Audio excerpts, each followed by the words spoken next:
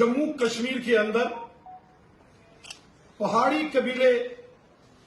के जो लोग हैं, पहाड़ी कबीला जो पिछले 50 सालों की एक लंबी जद्दोजहद कर रहा था अपने हक और इंसाफ के लिए, मोदी सरकार ने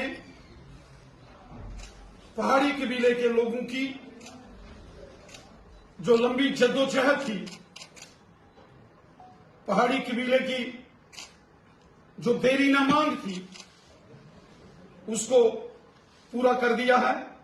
और पहाड़ी कबीले के लोगों को उनके हकूक दे दिए गए। साथ ही साथ सबसे बड़ी खुशी की बात यह है कि पहाड़ी कबीले के लोगों को तो उनके हकूक दिए गए, उनके साथ इंसाफ हुआ, लेकिन गुज्जर, बकरवाल, गद्दी, सिप्पी और शीना कबीले के लोगों को जो 10%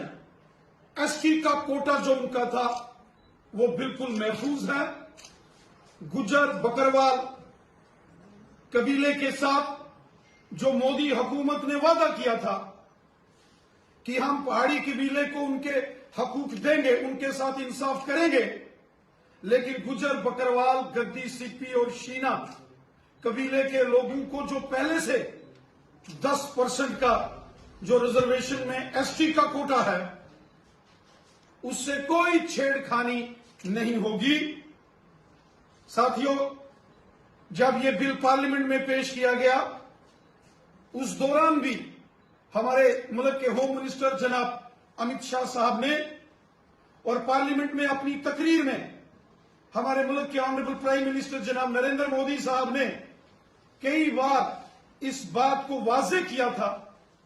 कि पहाड़ी कबीले को मोदी हुकूमत यकीनन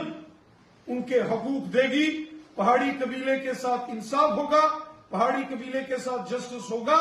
लेकिन मोदी हुकूमत ने इस बात को भी बार बार दोहराया था कि गुज्जर, बकरवाल, गद्दी, सिप्पी और शीना कबीले के लोगों को जो एसटी का 10% का कोटा है, उसमें कोई छेड़खानी नहीं की जाएगी। और बिल आखिर जब जम्मू कश्मीर में ऑनरेबल लेफ्टिनेंट गवर्नर साहब की इंतजामिया ने जब ये रिजर्वेशन रूल्स अमेंडमेंट करके जब नए रूल्स फ्रेम किए, तो उसमें वाजे कर दिया कि जम्मू कश्मीर में गुज्जर, बकरवाल, गद्दी, सिप्पी और शीना कबीले को जो 10% एसटी का कोटा है वह यूं का तुम बरकरार है, इंटैक्ट है, वो बिल्कुल महफूज है, उससे कोई छेड़खानी नहीं की गई। और साथ ही साथ इस अमेंडमेंट के जरिए पहाड़ी कबीले के लोगों को पाडर के जो पाडरी ट्राइब है, गादा ब्राह्मण्स और जो कोली कम्युनिटीज हैं,